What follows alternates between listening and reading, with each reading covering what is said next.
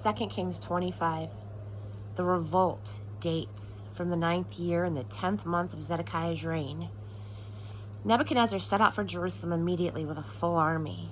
He set up camp and sealed off the city by building siege mounds around it. The city was under siege for 19 months, or until the 11th year of Zedekiah. By the 4th month of Zedekiah's 11th year, on the 9th day of the month, the famine was so bad that there wasn't so much as a crumb of bread for anyone. And then there was a breakthrough.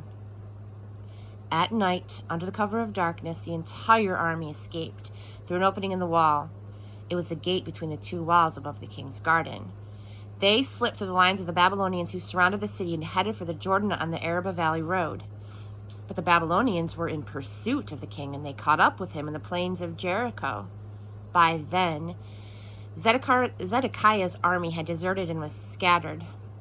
The Babylonians took Zedekiah prisoner, and they marched him off to the king of Babylonia at Riblah, and then tried and sentenced him on the spot. Zedekiah's sons were executed right before his eyes. The summary murder of his sons was the last thing he saw, because then they blinded him. Securely handcuffed, he was hauled off to Babylon.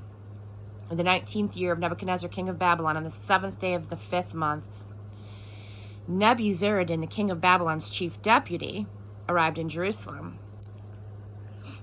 He burned the temple of God to the ground, went on to the royal palace, and then finished off the city. He burned the whole place down. He put the Babylonian troops that he had with him to work, knocking down the city walls. And finally, he rounded up everyone left in the city, including those who had earlier deserted to the king of Babylon, and took them off into exile. He left a few poor dirt farmers behind to tend the vineyards and what was left of the fields. The Babylonians broke up the bronze pillars, the bronze washstands, and the huge bronze basin, which is the sea, that were in the temple of God, and they hauled the bronze off to Babylon. They also took the various bronze-crafted liturgical accessories used in the services of temple worship, as well as the gold and silver censers and sprinkling bowls. The king's deputy didn't miss a thing. He took every scrap of precious metal that he could find. The amount of bronze that they got from the two pillars, the sea, and all of the washstands that Solomon had made for the temple of God was enormous. They couldn't even weigh it all. Each pillar stood 27 feet high, plus another 4.5 feet for an ornate capital of bronze filigree and decorative fruit.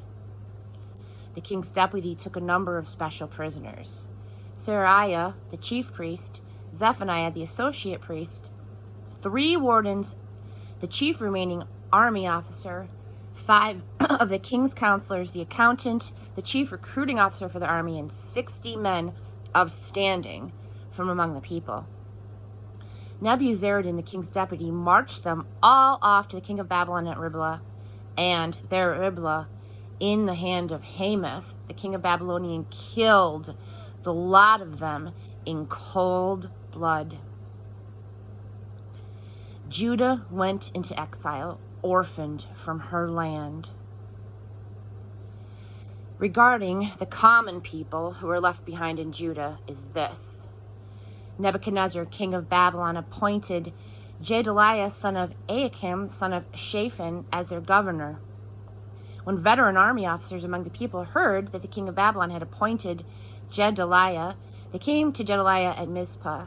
Among them were Ishmael, son of Nethaniah, Jonathan, son of Kareah, Seraiah, son of Tanhumeth, and Netophathite.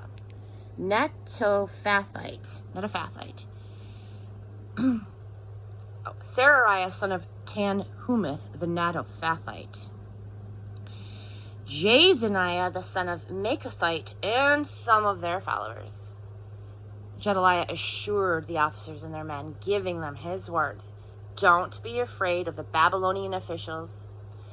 Go back to your farms and families and respect the king of Babylon. Trust me, everything is going to be all right. And sometime later, It was in the 7th month.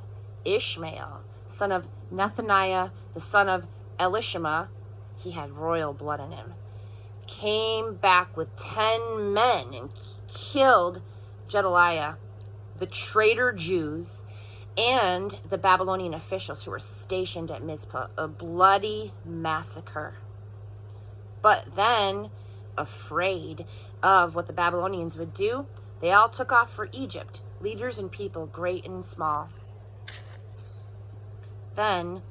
When Jehoiakim, king of Judah, had been in exile for 37 years, evil Merodach became king in Babylon and let Jehoiakim out of prison. This release took place on the 27th day of the 12th month.